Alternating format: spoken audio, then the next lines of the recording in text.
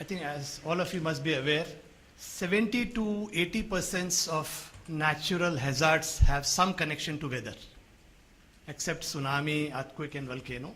All other, if you see natural disasters, they have linkage with weather. May it be thunderstorm, tornado, hurricane, cloudburst, you name the thing, avalanche, all are linked with weather. So weather is a very, very important thing. And if you see whether all those participating countries, right from Afghanistan, if you see Himalayan belt, entire Himalayan belt is affected by the westerly systems, especially the westerly troughs, which can give you heavy precipitation, heavy snowfall, blizzard, that kind of thing. And while the other countries like Indonesia and Indonesia and Philippines, they get affected by hurricanes. And at the same time, if something happens in Nepal or Bhutan, it affects region down below. Like Bihar gets affected when there is heavy precipitation in Nepal. Or if there is heavy precipitation in Assam, people get affected in Bangladesh, like that. So everything is connected, and I mean, like what happens in Afghanistan, Pakistan, India, Nepal, Bhutan, I mean, we have similar conditions, especially in the Himalayas, if you talk to, in respect of Himalayas. If we come to Himalayas, we say there's a very, fragile ecosystem with steep slopes, and heavy to very heavy precipitation is a common feature. So we have to remember that heavy and very heavy rainfall is a common feature of Himalayas. That means whenever heavy rains occur, along with happen landslides, flash floods, and floods in the plains. So this have been happening in the past, it is happening in the present, and it will continue in the future. Now we have two options. Either we run away from the Himalayas, where we have earthquakes as well as these kinds of disastrous weather events, or we stay there and live to learn with the natural hazards. So these natural hazards are going to be there. Now coming to the Uttarakhand disaster, all of you must have seen that there was heavy precipitation in the month of June, starting from 14, 15 onwards, and especially on 16 and 17 there was heavy to very heavy precipitation. When we say heavy precipitation, we generally mean 70 to 120 millimeters of rainfall. And if it is more than 120 millimeters, till 250 millimeters, it is called very heavy precipitation. So some people even called it was a cloud burst. But whatever rain gauges we have in that region, it did not reflect that it was a cloud burst. Because as per our definition of cloud burst is 10 centimeters or 100 millimeters of rainfall in 1 hour. So none of the data reflected that this happened. So it is difficult for us to say it was a cloud burst. But whether it was a cloud burst, but it is sure it was a heavy to very heavy precipitation.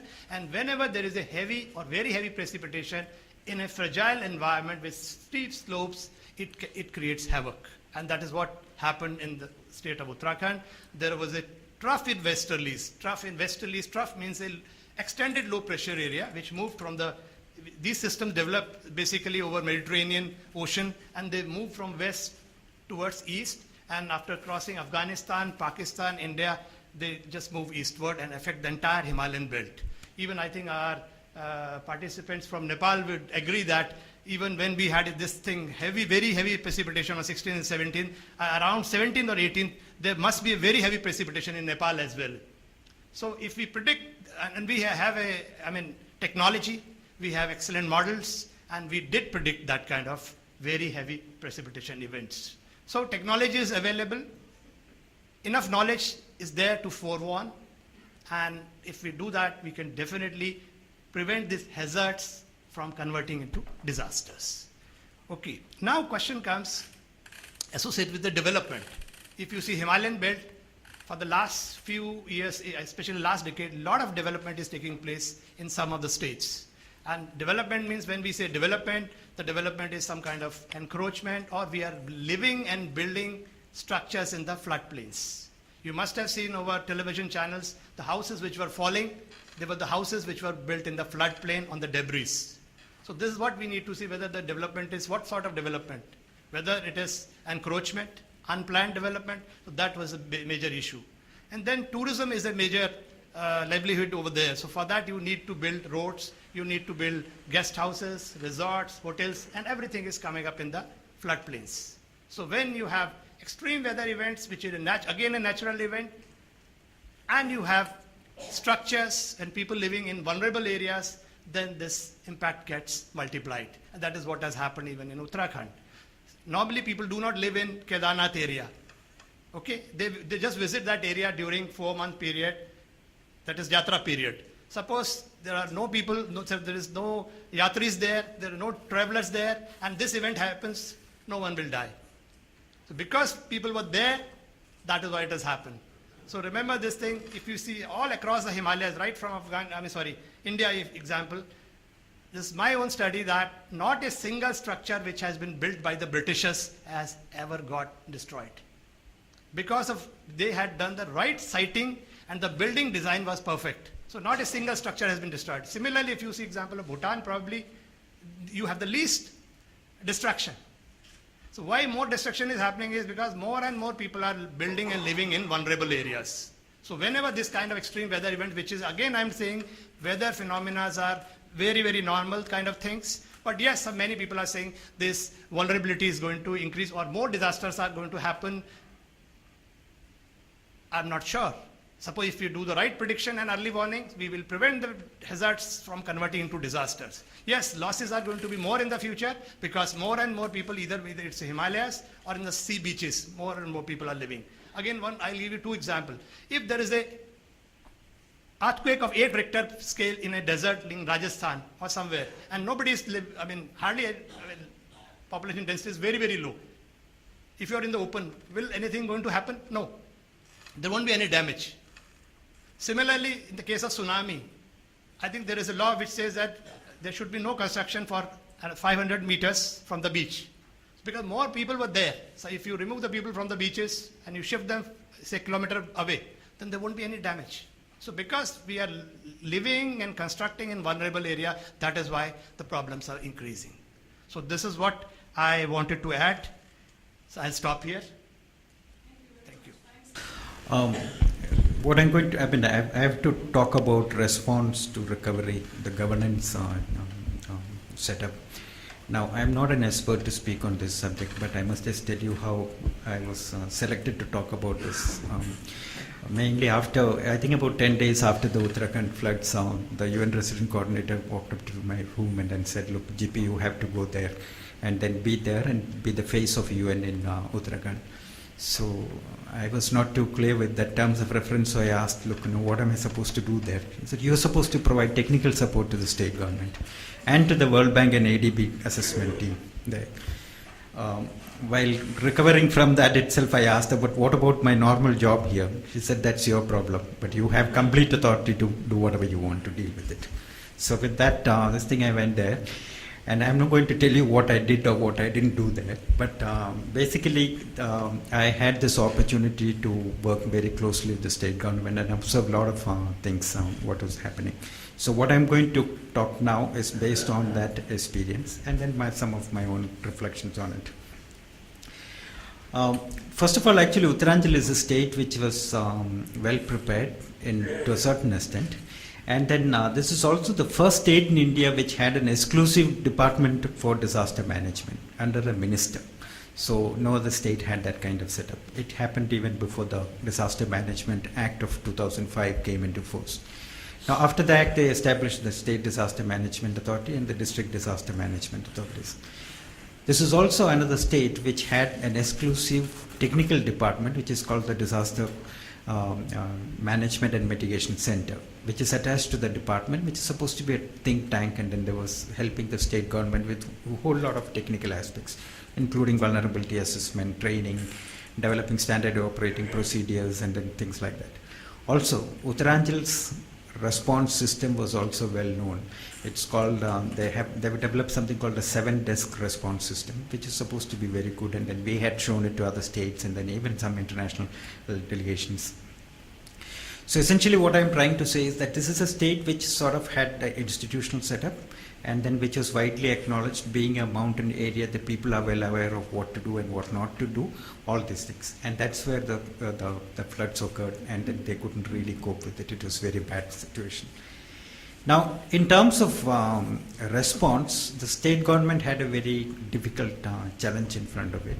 mainly this there were a lot of people in some near the temple, which is seasonal, like the pilgrimage to that area was allowed only during a particular season, and then they were going there, and then large number of people were there.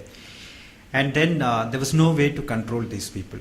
So when it occurred, actually the temple remained there. Some say that's because of the god, but the fact is that it was a huge boulder which came and parked itself just before the temple. So the entire debris which was coming at lightning speed was hitting that rock and then getting diverted. So the temple as such remained safe there. But there were about, and it washed away entire thing on its way, like everything, habitat and everything, the plantation, everything was removed on it in the way. And so the state government had to evacuate about 120,000 people and no roads. Everything was washed off, so they had to airlift these people and then evacuate them to safe places.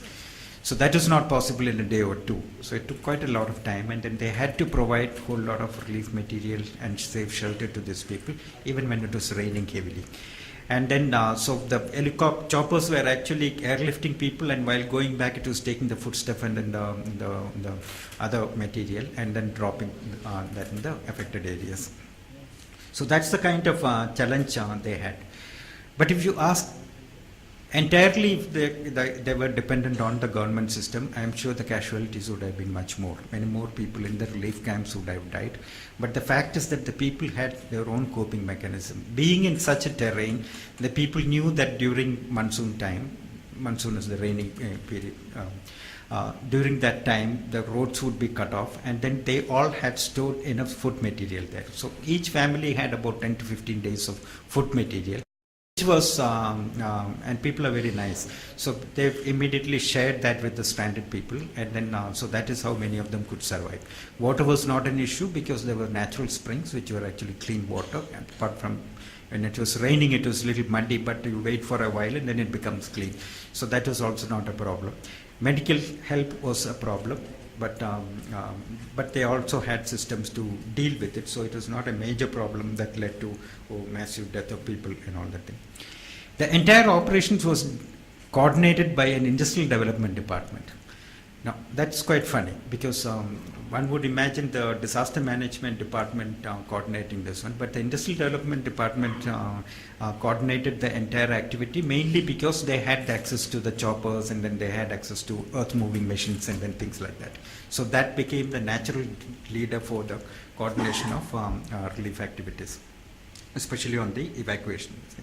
Then of course it was also, there were other departments like rural and urban development department, housing department got involved in it, and then these people were coordinating it under the supervision of the chief minister and the chief secretary. Now as we moved into the recovery, the whole ball game changed. There were assessments being carried out by various players, and then the DMT was also supporting the state government to do quick assessment, and then also to help the district authorities in coming up with social sector plans, which sort of in the social sector what are the requirements, and then how many people are able to provide this, that and the other, and then identify the gap areas and help the district authorities to coordinate activities of other humanitarian agencies. So that worked very well. At the state level also they had a coordination mechanism. Again, state identified a senior government officer who would coordinate with NGOs. Then the NGO network called SPEAR, they were also trying to coordinate some of the activities, but this really did not work very well because there were a lot of other challenges, and then there were also international NGOs and national NGOs and then local NGOs. So there were a lot of coordination issues, and then the governance system actually couldn't tackle that properly. There was also no central point for coordination. In spite of all the claims by various entities, even now there is no central point for coordination. Of course, you have the chief secretary under which all the government officers come. But if you really go deep into the sectoral requirements and the sectoral reconstruction activities, you will see there is no coordination. What the government did is the government has identified a senior officer who would head a committee which is called, I think, a high-powered committee, which would sort of approve the projects, approve the reconstruction projects. Then there is another committee headed by the chief secretary which would monitor and evaluate all these projects which are being implemented. Specifically for the World Bank project, there is a project management unit created with a full-time director, and then there are project implementation units to handle each of the sectoral requirements. And these two bodies also have a lot of technical experts for dealing with various this thing. Actual implementation is the responsibility of the district magistrate. Okay. Now, in this entire structure, what is missing is there is no capacity building at the district level where actually the district sectoral activities would be implemented. So you have a top-heavy technical committees and then expertise, whereas when it goes down to the district level, there is no this. Now, when you do your group activities, what you need to keep in mind is this whole terrain is difficult. So what people from the plains talk is not really applicable there.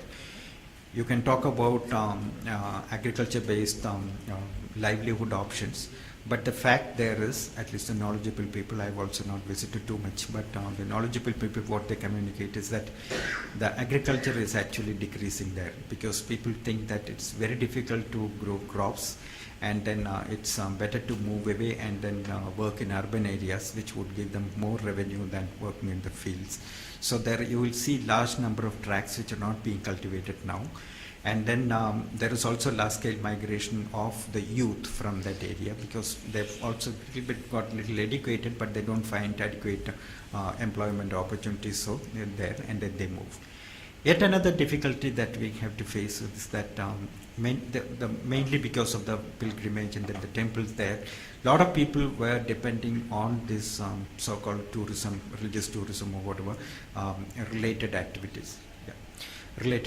So they were either operating mules and then taking people and then transporting goods and then things like that. But in the event, a lot of these mules got actually washed away. So their livelihood source, the source on which they depend, that is actually gone. And then now there is no pilgrimage happening. So there is a major livelihood issue in that area. Then there is a wide-scale damage to environment, which is not being studied at all. And yesterday Puthmai was telling me that some NGOs trying to do that, but we don't think it's well coordinated with the government. We also have a large-scale rural employment guarantee scheme, under which the government is getting a lot of funds. But the fact is that at the district level, there is no capacity to conceptualize or to implement and then plan activities. So you have a lot of resources, but we don't know how to utilize it. So that is the scenario in general. I'll stop here. Thanks. I'll try my best to be as brief as possible because at the same time, Divya has asked that I should be explaining things in such a perspective that it becomes easier for you to do the field work and the plan and the recovery plan for the state of Uttarakhand, which is your case story for the next 3 days, and at the end of the workshop that we are all supposed to come out with the recovery plan. In fact, just to give you another brief, immediately after I return from the workshop next week, most probably by the end of next week, we are having an state level workshop with all the various departments involved and also the major non-profit organizations on livelihood issues for Uttarakhand. And the coordination mechanisms will be taken up at that. So your suggestions I would be carrying to that particular workshop. So please be realistic and as forthcoming as you could be. So it's not just a case study for a case story's sake. It is going to be a real suggestions coming from you to a real situation. On the 14th of June, actually, the Indian Meteorological Department gave the warnings, and then a lot of incidents took place, 5 days of rainfall. But it's not just that, only that much.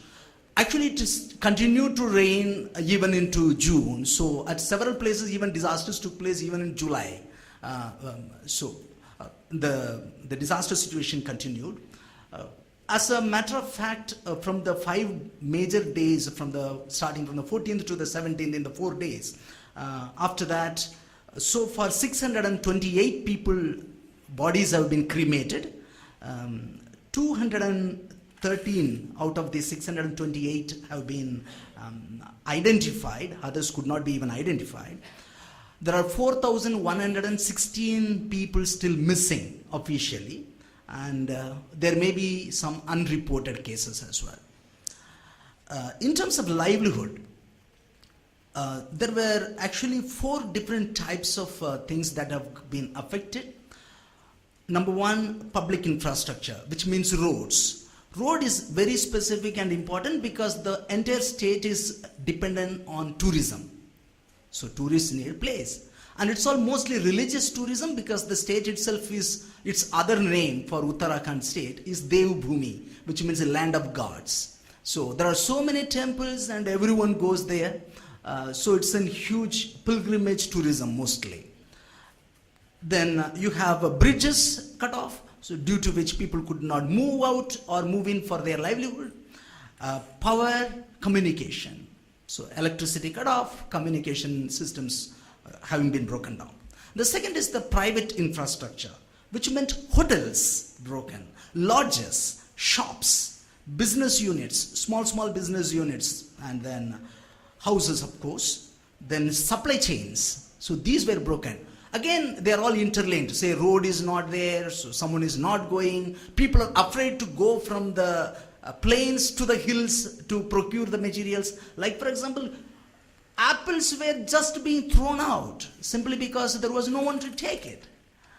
So these were the situations at some point of time. Lodges, they are all running empty. And because of which, people who were dependent on the lodges and hotels, they had to be pushed out because the hotel owners won't be able to keep these many staff for a whole year without paying them. These hotels, and we must note that due to tourism, actually, these people were yearning in 4 months' time for the whole year, but which was suddenly cut off. Land and agriculture, that's the third area. There was a huge land subsidence everywhere, erosion, and the loss of tools, then animals. I'll come to that a little later. Again, also, there were allied and supplementary activities like forest produce. There were also kind of various kind of small little minor forest produce which were collected at only particular point of time in the year, which used to even get exported to China or to Nepal or through Nepal to China for various medical and aphrodisiac purposes. Now, so livelihood, at the same time I also want to mention at this point that livelihood also generated a lot of, the disaster also generated a lot of livelihood. Immediately so many NGOs, government, everyone getting in. So previously a porter would carry for a whole day 60 kilo of weight for about for an 8 hours of journey, normally counted, he would carry for 240 rupees. But now he was charging you 1,000 rupees. So many people also made money. The vehicles, some of them made money. Some of these hotels made money. There are roughly about today, on a rough estimate shows that about 600 to 700 people are employed newly in the non-profit NGO sector. So it has also created different type of livelihood opportunities. I just want to throw these pictures so that we are open to the planning part. In terms of livestock, this is something that because the people were so much dependent on livestock, people had to move. Most of these temples are inaccessible.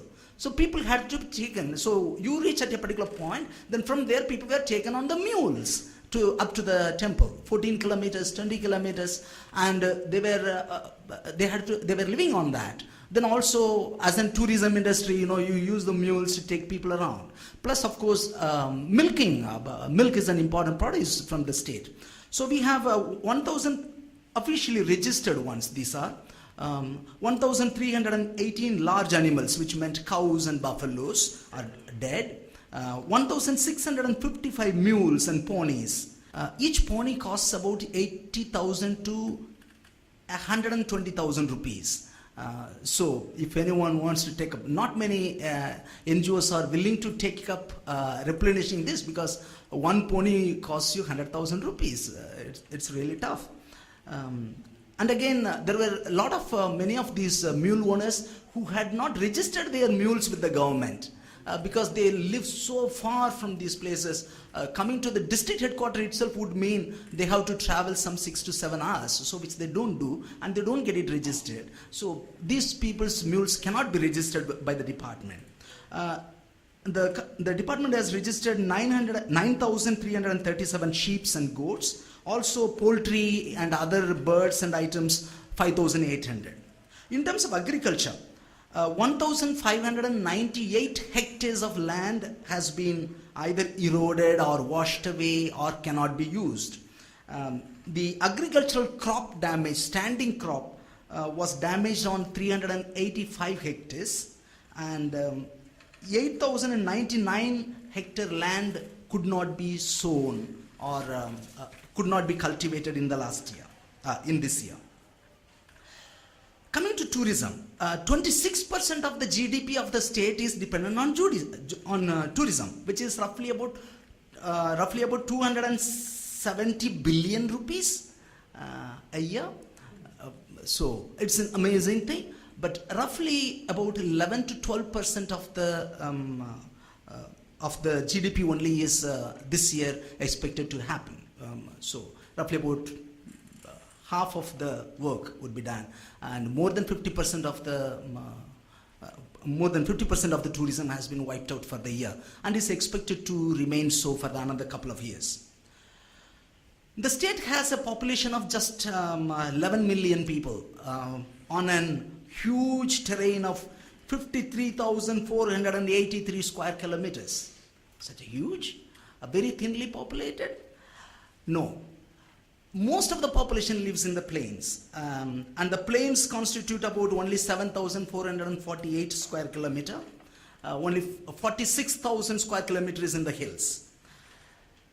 Out of all this, 34,000, that is out of 53,000 square kilometer, 34,000 square kilometer is forest area. So that's hardly populated. Therefore, roughly only about 20,000 square kilometer is being used for human population and other human activities. There are several holy places, as I mentioned. 4 in the hills, mainly they call it the Char Dham. 4 main holy places to which people continue to travel, also to few other places like Kailash, Mansarovar, and so on in the China border. There are several departments engaged in livelihood. I'll just mention those names of the departments. Of course, the key departments are rural development, which has a program called the National Rural Livelihood Mission, NRLM. Yes, I'm coming down. We have Women and Child Development Department, which is involved with the women-related skill building and economic development. Technical Education Department, Minority Development Department, Urban Development Department. Again, Urban Development Department has a program called the National Urban Livelihood Mission. Then we have Watershed and Irrigation Departments. We have another department for the welfare of the people from the lower strata of society. We call it Scheduled Caste and Scheduled Tribe. Then, of course, the Tourism Development Department. So these are the departments who are involved in various various livelihood promotion programs. I'm just throwing all this so that you are able to see from a broader perspective for your plan, for the livelihood plan. And in the final analysis, what is the status now? As GP mentioned, the UNDMT helped the government and the NGOs to prepare a social sector plan, and it was something like a menu, so agencies could pick up, government could pick up, and whatever the agencies and corporates could not pick up, those things we are pushing it to the government, asking the government to take up. So health and education activities practically all have been taken up. In terms of shelter, a lot of activities have been taken up, a lot of both transitional activities, transitional shelters, and also long-term housing activities have started. In fact, ALI is here. They have done one of the excellent models of transitional shelter, which has been highly appreciated in the most affected district of Rudraprayag. In terms of livelihood, the government increased the number of, in India we have a program called the National Rural Employment Guarantee Act, through which you have an National Rural Employment Guarantee Scheme, from which instead of 100 days of guaranteed work, just to finish it rapidly. Instead of 100 days, they have been increased to 150 days of work. The National Rural Livelihood Mission and the Rural Urban Livelihood Mission, both are being given push. Additional funds of about nearly 30 billion rupees have been added to their kitty. NGOs and corporates are also taking up at the community level and at the family level livelihood programs and planning it with the community, with the family. So finally, I'll also give you just 2 websites that might be of use to you when you are going for planning the process. One will be the website of the Uttarakhand government. The website is uk.gov, standing for government.in, in for India. So uk.gov.in. Another is DMMC, that is the Disaster Management and Mitigation Center. In that, you can go to dmmc.uk.gov.in. So it's the same. Just you put DMMC and put your dot. In the UK Uttarakhand government website, you can go to UK at a glance. At a glance, there you go for the state glance, and you get a lot of data and information which will be of use to you. Also, in the DMMC site, you have a whole section on recovery activities. Go to the recovery activities and you will find what are the plans that are being implemented and what are the government's plans are. So these 2 would be of help to you. Thank you very much. Just filling in with the qualitative aspects, because I have a feeling that more than just the data part of it, there's also the qualitative, the cultural things which would affect what are the kinds of activities that one would be thinking of. First and foremost, I was absolutely bowled over by the basic resilience of human beings, because over there I really found what resilience meant. We were asked to go with anti-skid shoes and medicines and jackets and all that, and over there we found all these old men, old women, young girls blithely going over those hills, uphill and downhill, in very precarious conditions with a lot of luggage on their shoulders and on their heads. And in our places, when we look at our men with such admiration, just because they've condescended to change our gas cylinder, the empty cylinder, for a full cylinder, we look at them very admiringly. Over there, we saw women with a basket on their head, carrying a gas cylinder in it and going up the mountains and coming down the mountains. So this is the kind of people that we are talking about. So you can factor that into your recommendations, because these are not hothouse flowers. They are all really sturdy people that we are talking about. Then about the directly and the indirectly affected villages, yes, the roads were affected, but it is not the villages that were just hit by the landslide or by the water that were affected. A lot of the villages uphill were affected. So please factor that also in, because these villages are unable to access markets or supply systems because the roads are damaged. So it's not just the directly affected villages, there are indirectly affected villages also, and higher up on the mountains. As far as livelihoods is concerned, there is a gender divide to the livelihoods. The men were totally involved with the tourism-related activities, and for something like 6 to 9 months, they would be away from home. Whereas it was the women who were involved with agriculture-based activities. And even the agriculture-based activities, there was a difference to this. Probably because it is women who were involved, it was more a question of community sharing. So women from one house would go to the other house, help in their area, they would come to another house. So it was more a sharing of labor and not wage-based labor. So when we are talking about introducing other activities, one needs to be careful about how one deals with these issues, like what Sushma was talking in the morning. When we intervened in the fisheries issue, we were talking about crew and labor, when actually there was no situation of crew and labor. So would we be destroying a system, a community-based wonderful sharing mechanism that is already in existence by introducing something that is alien? So just take a look at that.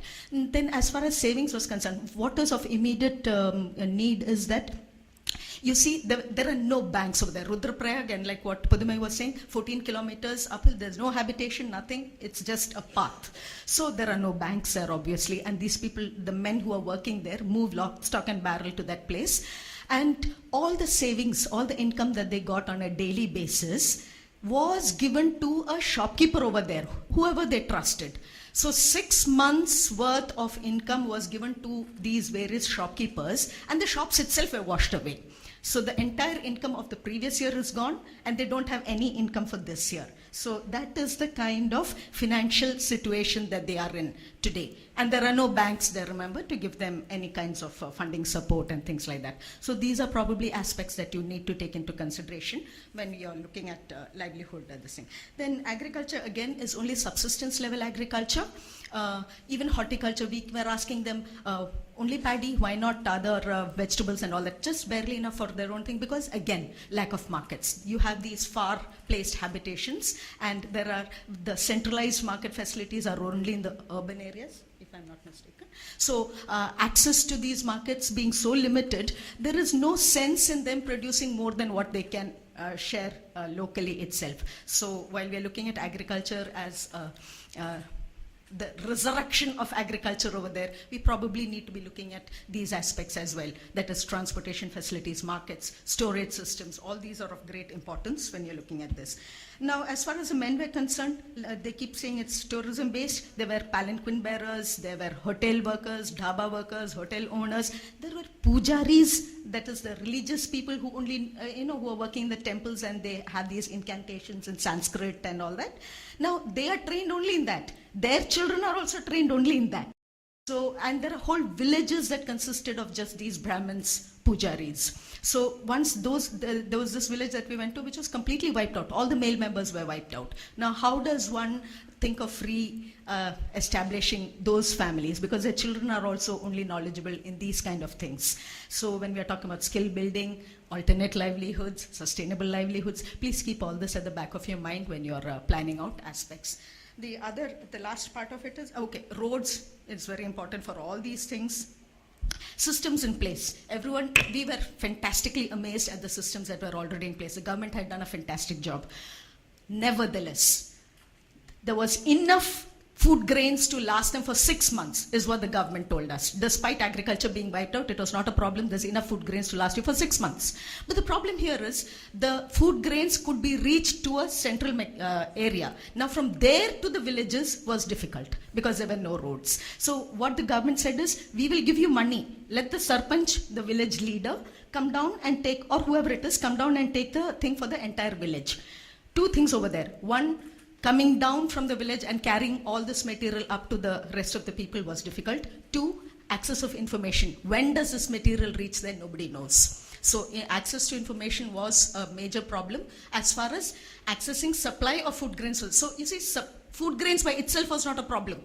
Availability was there. Systems, not a problem. It was a last mile connectivity that was a problem.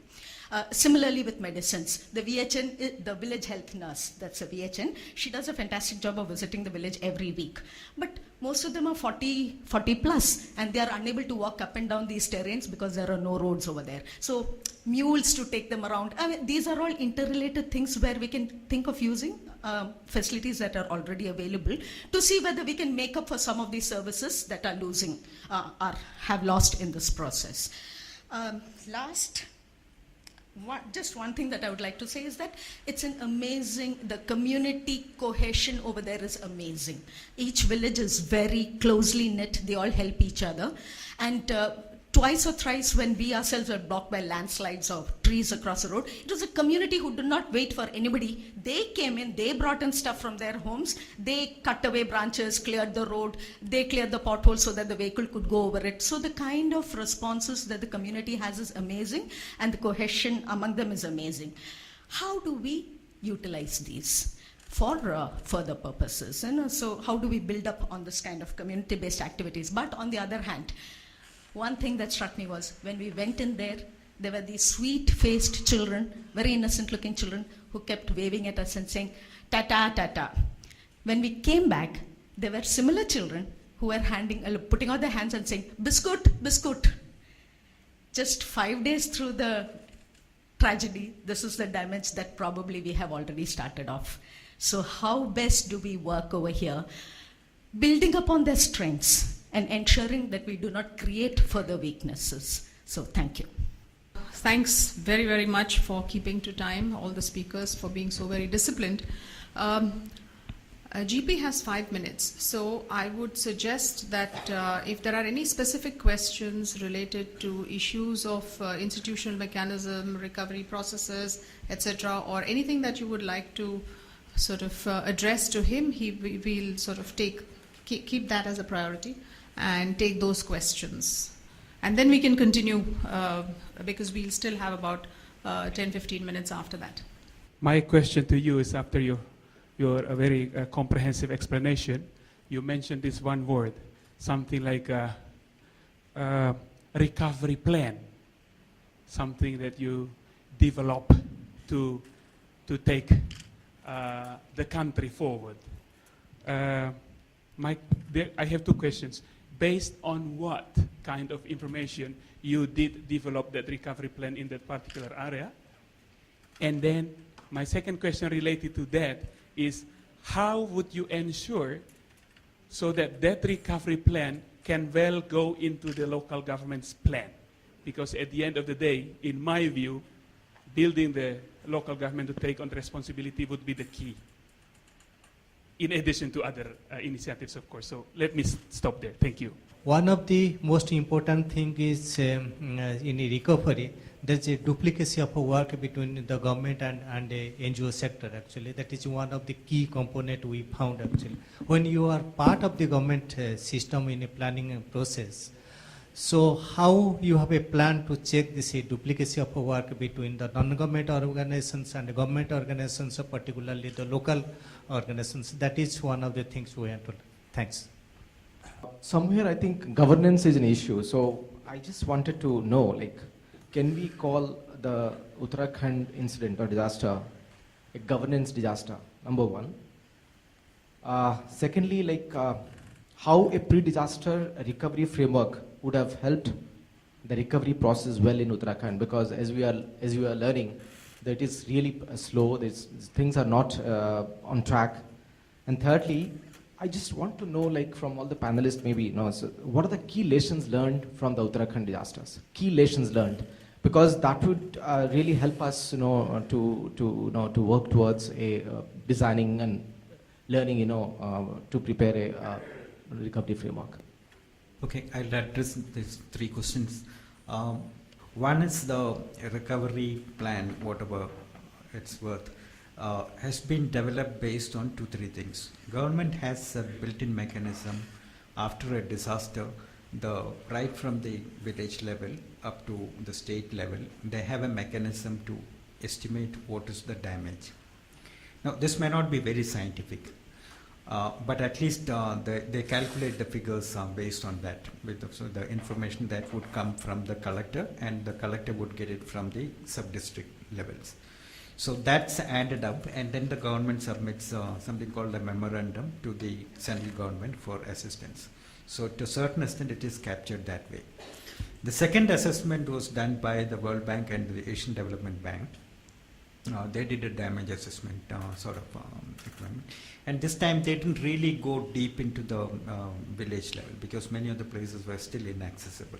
So they relied quite a lot on the government data to come up with their plan. Now, that doesn't address all the sectors, but it addresses certain sectors, especially the major infrastructure sectors. So this is how the whole recovery plan has been put on. Now, where are the NGOs in this?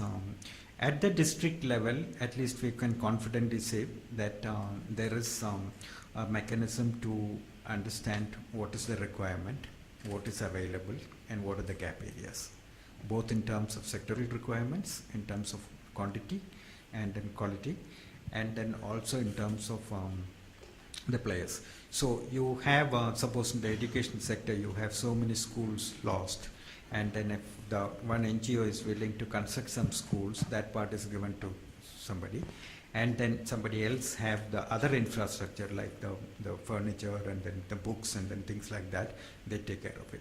That's well coordinated in Uttaranchal, and I must say that it is well coordinated. Same thing with the health sector. Like, you know, I couldn't believe that they had a database of all the pregnant women in that area.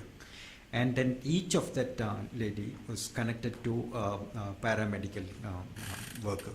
So they get in touch with these people and then make sure they are in healthy condition, and if required, they were even airlifted. I don't think, at least I have not seen anywhere else in India this kind of database. So at the district level, I say things are different. When it comes to the state level, I must honestly admit that state sometimes some NGO or some organization would come to talk to the health department and say that I can do construction of maybe primary health centers or whatever this thing, and that's straight away given to that organization without checking what is happening at the district level. So to that certain extent there is some duplicacy on that this thing. So because that coordination between the state and then the district is not happening. This, I mean, we have heard from the district collectors also the same thing. Especially in the education sector, they have a major problem here. Now, what is the other one? Malika. Yeah, duplication is actually. Yeah. Local capacity building, I did mention that while you have the committees at the state level having technical experts and everyone, the people who are going to implement the activities do not have adequate skills and training to do that.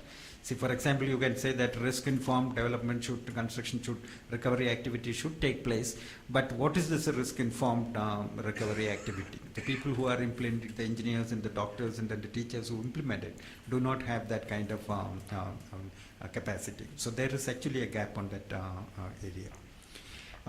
Local involvement. Yes, there are elected representatives, and then they work again closely with the district administration. At least a couple of village districts which I visited, I saw how well they are being taken care. And I think the entire success of the whole program, especially in the case of Uttaranchal, lies with the district magistrates, who are actually at the cutting edge and then coordinating. So they take along with them the elected representatives and then able to address issues, whatever limited capacity they have, with whatever limited capacity they have. So that is excellent. I'm not too sure whether I took you for a ride or answered the questions. Maybe I can supplement a couple of the things that you asked and Mr. Panda asked. One is on the recovery plan. On what information did we base? See, the incident took place in mid-June. Till end June, actually, rescue was going on. No one was even allowed to go up. Okay, so that we don't have more people on the hills. That was the idea. From July first week onwards, assessments were going on. In fact, from June end onwards, assessments were going on. And by the time the assessments were going on, also at the government level, and for 2 months actually, good number of people were doing assessments. These informations were brought together, plus the government's information. So we had from the UN side, UNDMT put up persons in each of these districts, most affected districts, and at the state level we had a team which was guiding the process. We collected all these informations and putting them, packaged them, preparing them, along with the discussions with various actors. Plus also whichever organization was having an assessment report, those also were brought into it. So these also were quantified into various issues, from the issues to what is the current status and what is the requirement. These were brought in. And this was again, so 2 months we gave time for relief operations. Just from the beginning of September first week, we had meetings at the district level. Started with the district level, while we were having parallel meetings, smaller meetings in the state level with various departments. So at the district level, then these plans were shared with the agencies and corporates and government, asking them, now you can pick up what would you like to do. And so this was a very transparent process. How did we avoid duplication? Once that took place, then the district administration has gone into an agreement with that particular agency or a corporate, either through an authorization letter, if it did not involve a public infrastructure. Okay? Because in a public infrastructure, the government had to give an land or whatever.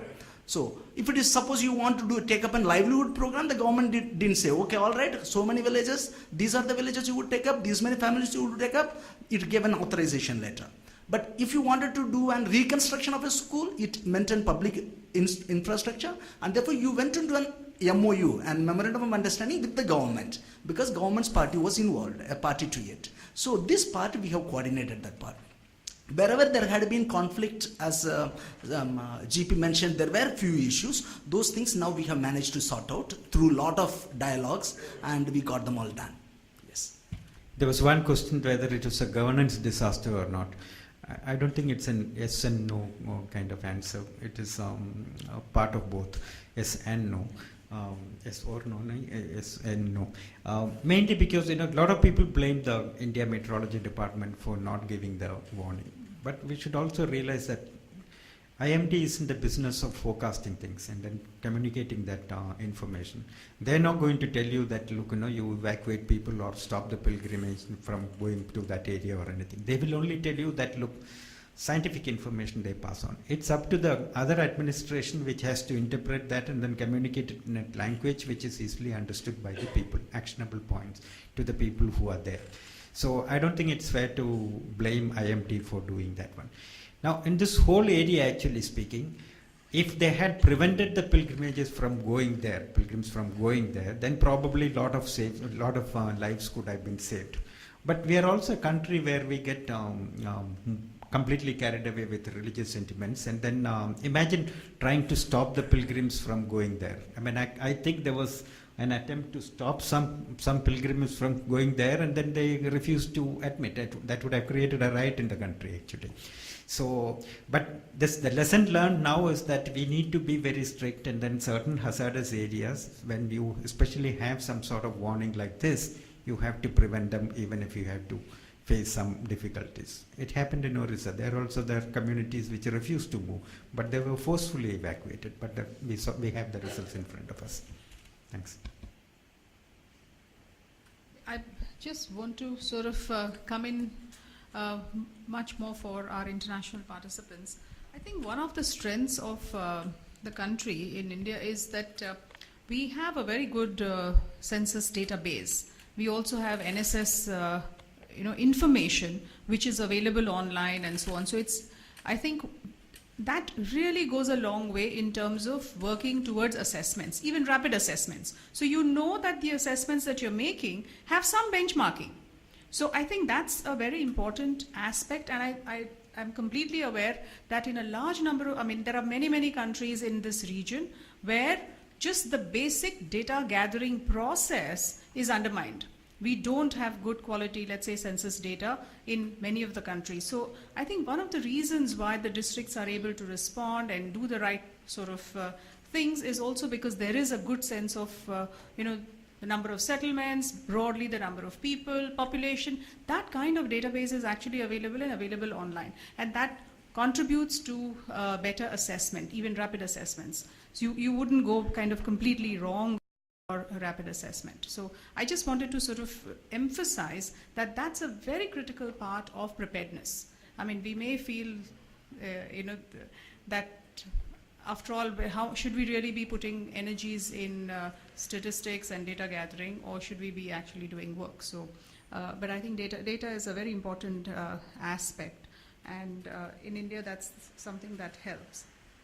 Two quick points. One, I don't know whether it was left out on purpose, but nobody really mentioned the dams and the hydroelectric power projects that are being built in Uttarakhand. I don't know whether it's politically sensitive. We don't want to tell our sort of international participants, but I think all the speakers missed out on that. And I sincerely feel also that if in one of the sessions, if we could actually have some visuals of the region, it'll enable the participants to understand the terrain much better. So if we can sort of put together, if you all have pictures, I have pictures, we could just sort of, because you're going to do an exercise on, how does one work on recovery processes. So that would be of great value. Dams, and the second issue with regard to social elements is you have a large presence in almost all the villages of ex-service people who could contribute to a whole range of activities, is what locals are saying. That, because you talk of corruption and so on, so there is this feeling amongst number of people that ex-service people are the voluntary force that the government could look at. So that's just adding one more dimension and a piece of information to the recovery planning process that you guys are going to do. Okay. No, people who haven't spoken. Yes. So what has the government learned from it? So if there were, hopefully not, another disaster like that in another valley, how would the government react differently? Because from what we heard, there were a lot of institutions which had been developed to deal with disaster, but it came to the Department of Industries to actually feel the initial recovery work. So does that mean, there's been some rehaul of the institutional arrangements, roles and responsibilities, allocations of resources? I mean, so what is the big picture change? What is the transformation in the system of the government that's been brought about by this disaster, if any? I had been to Uttarakhand after the disaster, as Government of Odisha had sent a team of officers there in Uttarakhand for the rescue of the people. There I felt, as people every year go on pilgrimage to Char Dham, so there should be some regulation or mechanism of pilgrims going to Char Dham. So I don't know whether it has been done in the recovery part or not. But there was also no information who are the people missing and who are the people stranded there. And many people from different parts of the country were waiting for many days just to know whether their relatives or their family members are alive or not. We are just waiting. Every day we are waiting for the data which were uploaded by the ITBP and the Army in UK police website. So from that only we got to know who are the persons have been rescued and they are coming to the Rishikesh. That is first part. Second is role of private organizations. Many private organizations were giving assistance and relief to the people, but there was a lot of duplicacies of services and assistance. So there should be some government mechanism, nodal agency to monitor these activities, because otherwise there will be duplicacies of service which will be provided by the government as well as the private organizations. Even some organizations, private companies from Odisha, Bihar and Jharkhand, they were simply, they didn't have any, they couldn't even know who are the persons. They were simply giving money to the people because this is the type of, the people who are going on pilgrimage, it's a luxury pilgrimage. So they didn't require money. They just wanted to go back to their home. So that is the role of private partnership. PPP is also important here. Thank you. My question is to Mr. Sharma. I actually wanted to know that after Uttarakhand flood, do we have any coordination bodies between Indian Meteorological Department and Department of Hydrology and Meteorology in Nepal and other riparian countries like Bangladesh? So I just wanted to know out of query that how coordination works, Nepal and India are upper riparian countries, and lots of information can be given to the lower riparian countries so that lots of lives can be saved. And what is the difference between early recovery and recovery? And in the early recovery framework, where does economic recovery fit in? That's my first question. My second question is, what is the, coming from UNDP, what is the role of international agencies as far as full-fledged economic recovery or recovery per se is concerned? Do they have a role to play? Because as I have understood from whatever work I was engaged in, the early recovery phase normally ideally should, in a medium kind of disaster, come to an end after 18 months. And then the normal development starts. It is subsumed in the development processes, sectoral or whatever, thematic or whatever. I think the person from Nepal. See, we already have SMRC, SARC Meteorological Research Center. So that is built for this kind of coordination. And we do need coordination because what happens in the hills, it creates flash flood and landslide in the hills, but then it later on creates floods in the plains. That is what, whenever there is a heavy rain in Nepal, it creates floods in Bihar. So we know those kind of thing, and yes, we need to strengthen that kind of thing. One. Discuss it in the bus. Yes, we will discuss. Okay.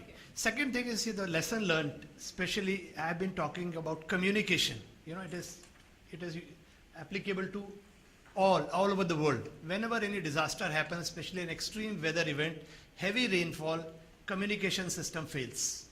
No system works, you know, like electricity won't be there, television won't work, so mobile phones do not work in the hills, especially because of topography, and signal is cut because of heavy rains. So how will you communicate to the people?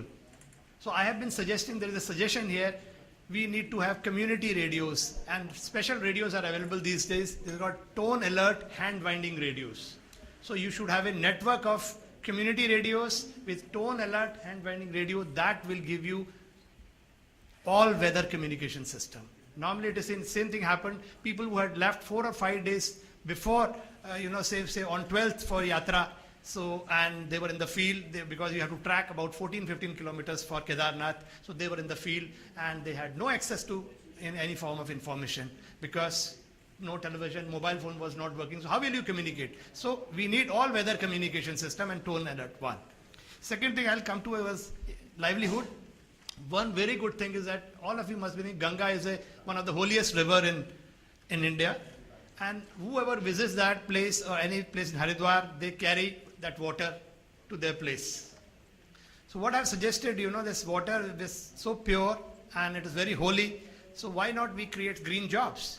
Just we have to put a sort of water filter, filter like AquaGuard kind of thing, and people can bottle that Ganga water and sell it. If you go to the hills, you will see Bisleri or other kind of bottled water coming from plains going to the hills. Why not, when plenty of resource is available there and it is free and it is holy water, everybody would like to buy that. And on top of that, we can make it mandatory. All vehicles going from plains to the hills will carry the empty bottles, and people who are, going from hills to plains will have to, each vehicle will have to carry 2 or 3 boxes of bottles, so that the transport charges are also cut off. So I think this will create green jobs and resources available in plenty. So there are other issues which we can discuss later on. Thank you.